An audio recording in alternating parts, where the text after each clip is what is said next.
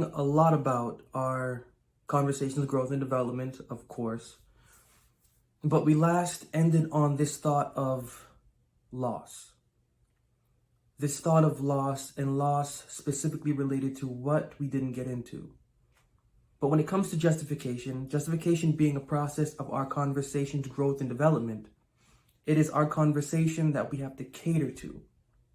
True, our human being is involved with that. What is within us, our human condition, will be affected.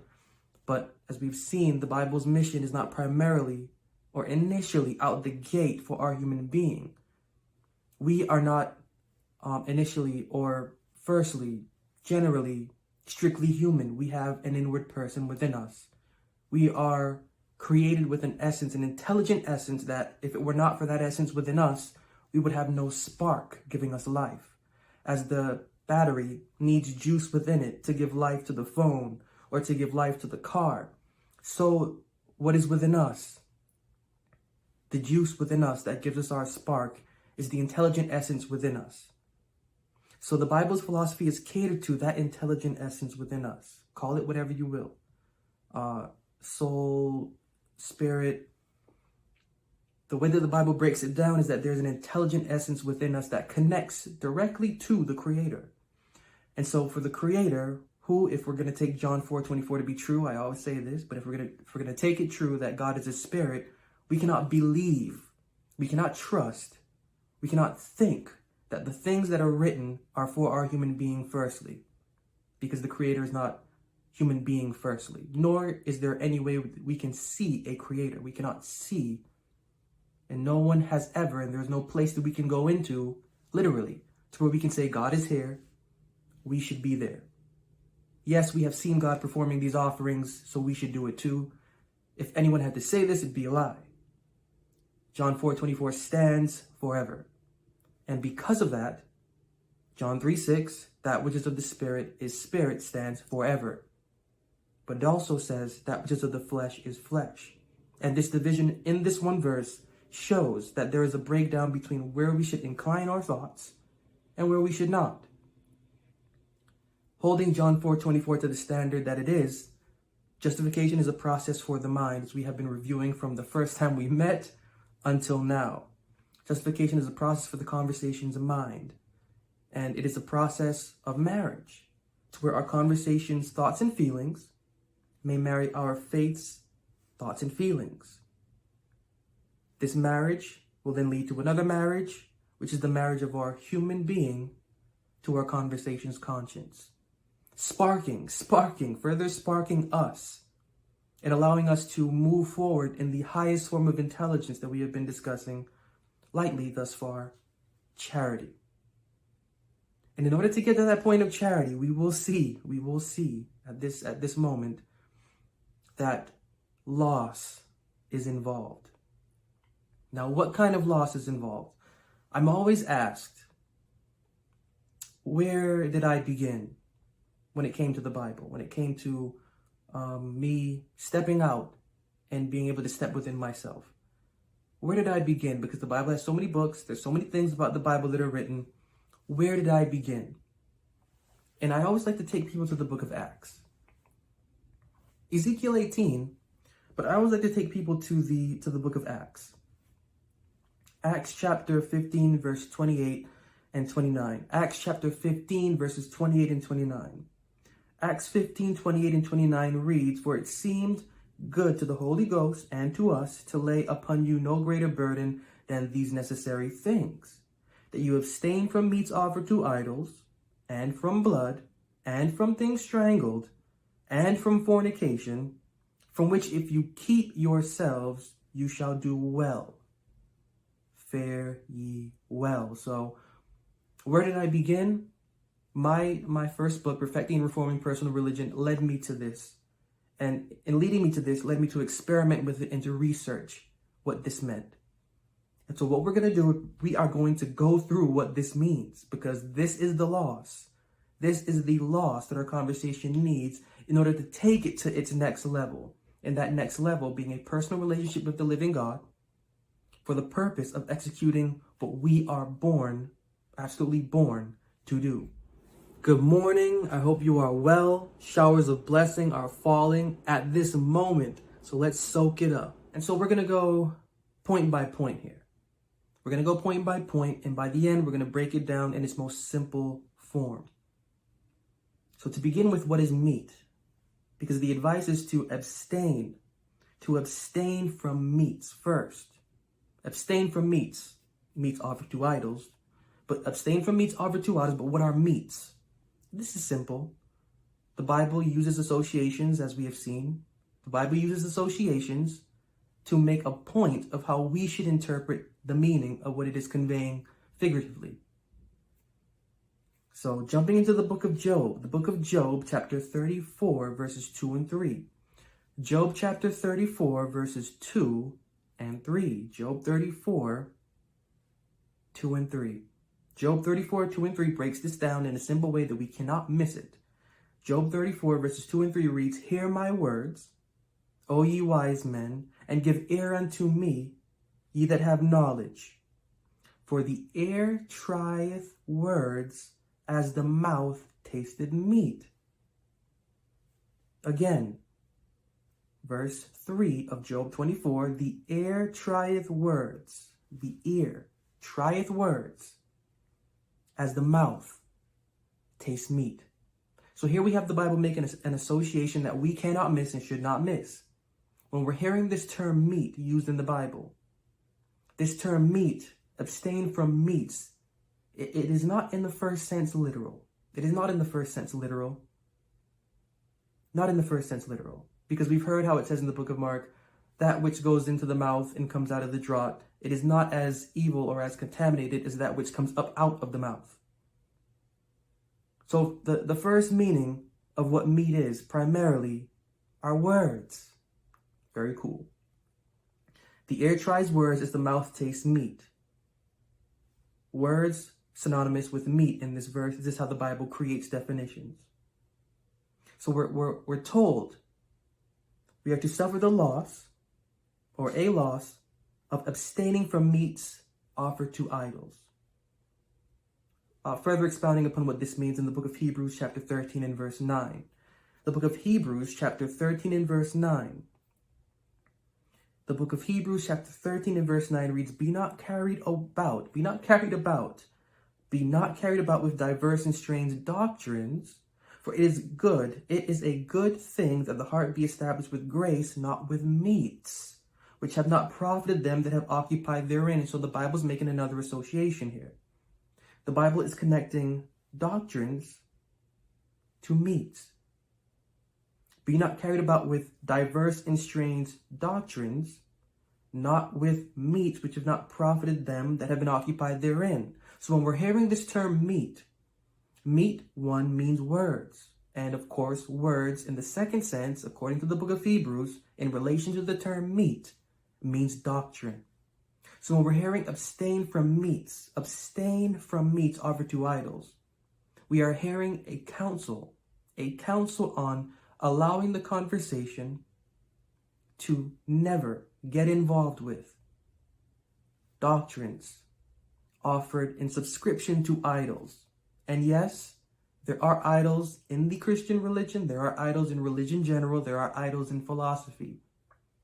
Outside of religion and one's particular Christian denominational thought and religion, we can also make idols of our own thoughts, of our own perceptions, of our own connotations. We can make idols of Pastor so-and-so. We can make idols of mother, father, of best friend. We can make idols of whatever invention we would invent related to everything that I just said. And everything that I just said in relation to what is to be perceived as belonging to Bible. The counsel is to abstain from all of that. Abstain from all of that. These particular creeds and doctrines and these particular philosophies and these particular opinions that we have and that we have adopted. And at the same time, we have inherited, whether consciously or unconsciously, there comes a point in time where our faith and our conversation needs to abstain from them. Suffer their loss. And so when it comes to that suffering loss, point one, we have to step back from our theological standpoint, from our theological point of view, to observe the scriptures newly. This is your host, Linwood Jackson Jr., checking in with you. How are you? Thank you. Thank you, family, for checking into this program. Thank you for staying tuned continually to justification.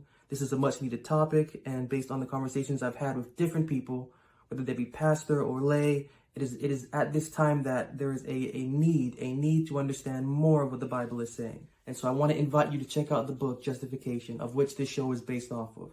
Check out this book. It is an in-depth research book based on this term, justification, and it allows you, the reader, to know what you can do, what I can do, what we can do collectively to make our lifestyle, devotional lifestyle, to make our devotional lifestyle that much more better, so that our human lifestyle can understand the correction it needs to make in order for the two to marry. So check out this book and please continue to enjoy this program. And so what is blood? So abstain from meats offered to idols. But what is blood?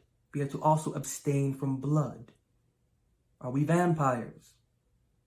Does the Bible have a philosophy of drinking blood, or as it is famously used, transubstantiation is the transformation of an object into something related to another object that may suit us?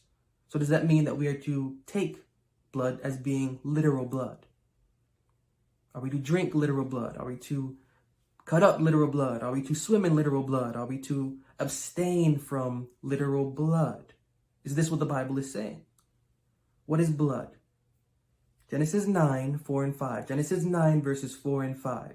Genesis 9, verses 4 and 5. Genesis 9, verses 4 and 5. Genesis 9, verses 4 and 5 reads, "But flesh with the life thereof, which is the blood thereof, shall you not eat." So the Bible's making another association. Flesh, life, blood, equaling the same thing. "But the flesh with the life thereof, which is the blood thereof, shall you not eat, and surely your blood of your lives will I require. At the hand of every beast will I require it, and at the hand of man, at the hand of every man's brother will I require the life of man." So when we're hearing this term blood, it is fair to conclude and associate this term blood with life. Blood means life. What kind of life? We have previously reviewed this in past episodes, but it again fits at this time. What is life? The book of Acts, Leviticus, the book of Leviticus 17:11, the book of Leviticus chapter 17 verse 11. First, before jumping to the book of Acts, Leviticus 17 verse 11 reads, "For the life of the flesh is in the blood, and I have given it to you upon the altar to make an atonement for your souls, for it is the blood that maketh an atonement for the soul." Now all of this here is written, and it is sounding concrete, as if literal. But the language here is not that concrete when you get into it.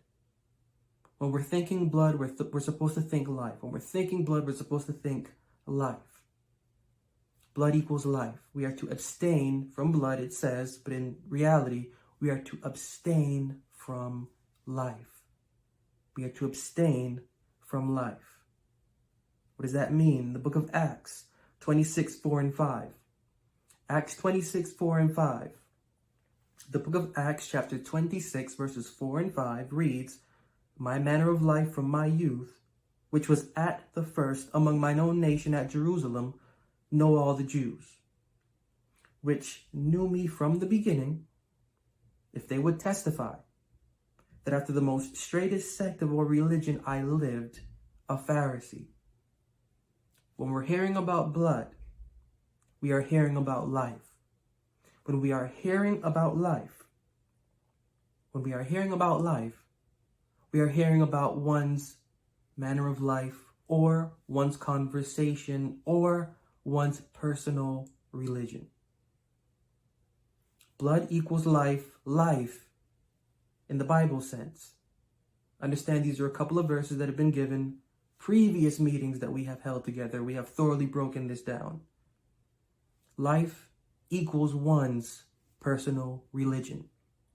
So we are to abstain from meats offered to idols, or from words or doctrines prescribed to stimulate an offering towards a particular idol. Or we are to abstain from blood, or we are to abstain from life, or we are to abstain from personal religion, not our own. This is a call for another's. We are to abstain in general from the personal religion of another. We are to abstain from the personal devotional conversation of another. We are not to let our faith's intellect get involved with the intellect of another individual's faith. We are not to let our conversation get involved with another conversation. We are not to let our belief lay in bed with another individual's belief. We are not to let our conversation's conscience have intercourse with the conversation's conscience of another. And so we're treading on the waters of familiar language or familiar territory, because what we're reading about, sounding a lot about adultery, which is what we read about in the initial verse when we began in the book of Acts related to fornication. So jumping back to the book of Leviticus, because when it comes to having intercourse with conversations, this is what is called adultery and fornication to the Bible's mind.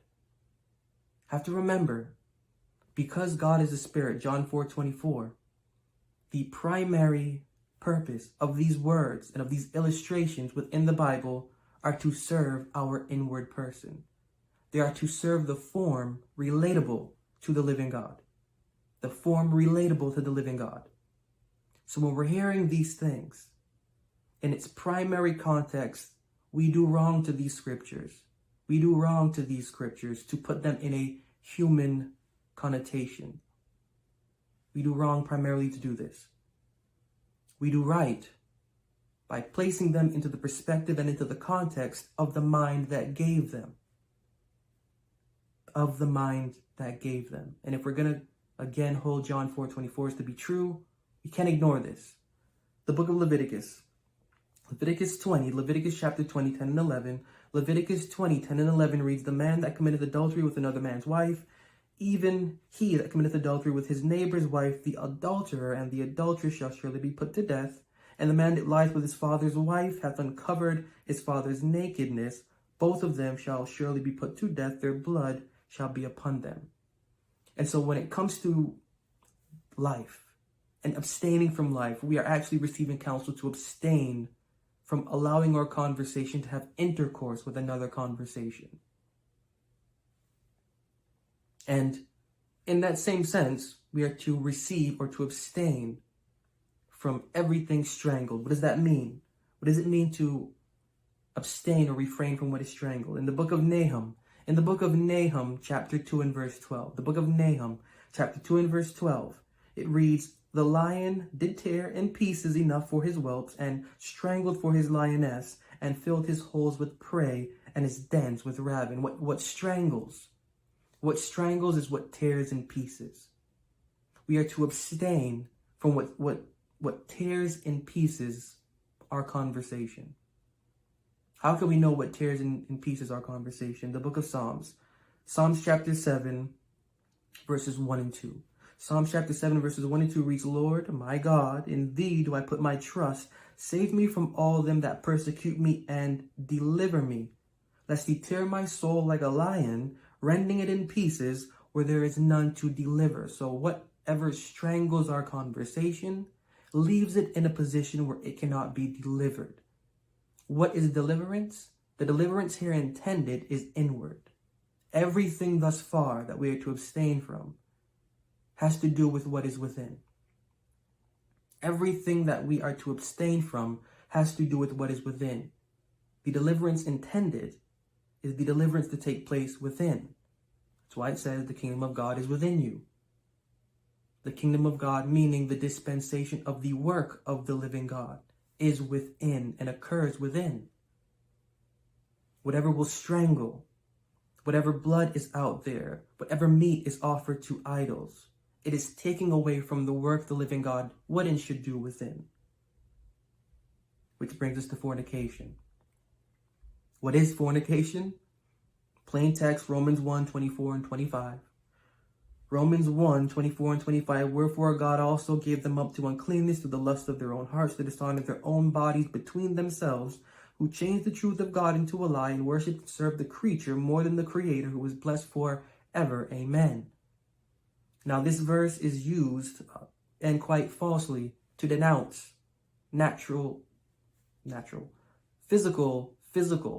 physical homosexuality. Physical homosexuality.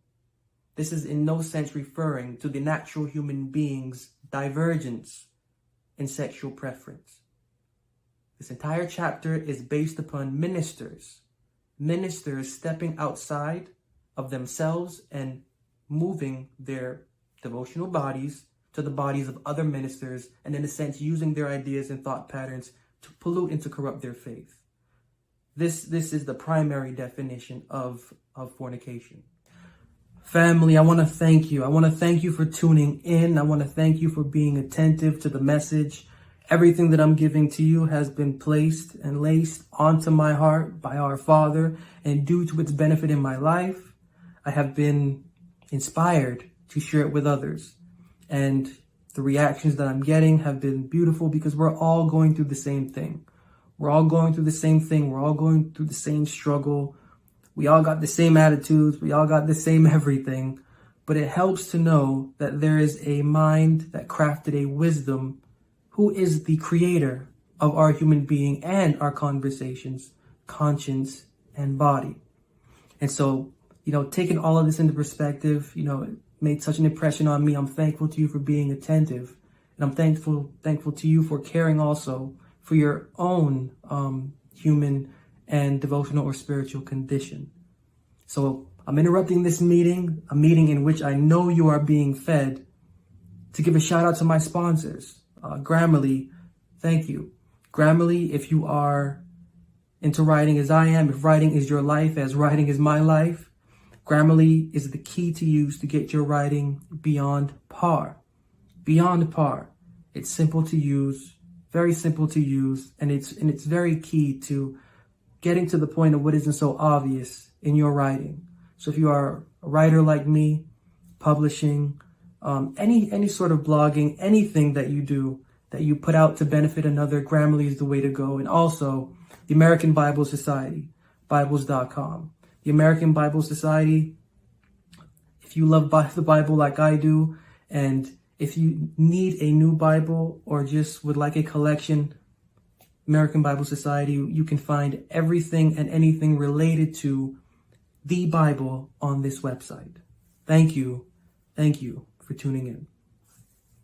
And so continuing this thought in the book of Romans, same chapter, Romans 1, 28 and 29. And even as they did not like to retain God in their knowledge, God gave them over to a reprobate mind to do those things which are not convenient, being filled with all unrighteousness, fornication, wickedness, covetousness, maliciousness, and it goes on. When it comes to this term fornication, it has nothing. And I tell this to different people that I speak to who have an issue, that have an issue with hearing these things. It has absolutely nothing primarily to do with what is physical. Nothing to do with what is physical. The rebuke is absolutely held to the context that this first chapter of book of Romans and the second, and also the third, is. That context is related to ministers diverting in thought and in feeling within their conversations, placing into their conversations philosophies that have distorted and that did pervert the devotional character of the living God, and in doing so, created havoc. And so they were left, because they would not have knowledge of the living God within their minds, to do with what they would with the different bodies, not literal bodies. These are bodies of faith. These are bodies of denominations. And so Paul is saying, because this happened, a flood happened. And because this flood happened, you, Jews in Rome, need to watch yourself so that this doesn't repeat again in a different way. Turning to the book of Isaiah, just to give a better illustration of this, Isaiah 30, 1 and 2.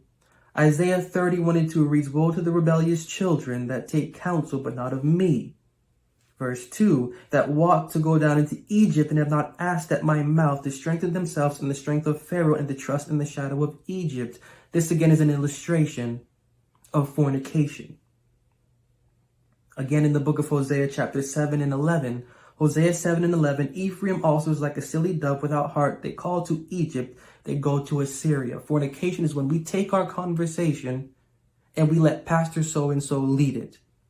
We take our conversation and we go to denomination so-and-so, take in their theories and their craft and add it to our own, distorting our perception of the living God and of the scriptures.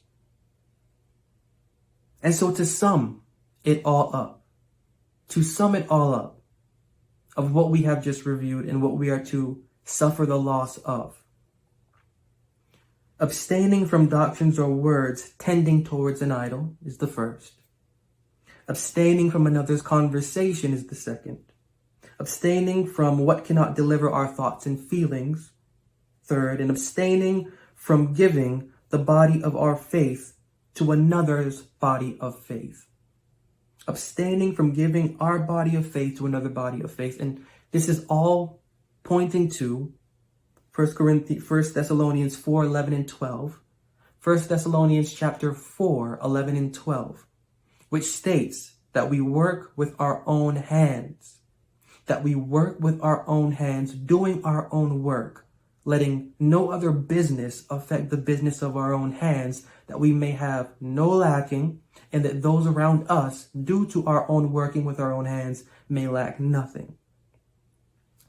What all of this is pointing to is the process of justification. Our conversation needs to abstain from these things so that the living God can work. If we're not willing to suffer the loss of all of these darlings that we think are our darlings, if we are not willing to abstain from the religious world, as we have been saying, if we're not willing to abstain from the world that we have cultivated within that gives perception to that world of religion and how we define it through the opinions that are defining it for us, the living God can't work because we have too many gods going on within us. We have too many opinions, too many systems, too many routines, too many beliefs, too many theories to really sit down with the scriptures and let what we retain reflect in our life on a daily basis. And it all is pointing back, although the experience to be genuine and pure, that none may lack who come across us. We are to feed by the experience that we have. The richer our experience, the more wisdom we have. And so it is that we are to give back, that wisdom, going through the process of justification.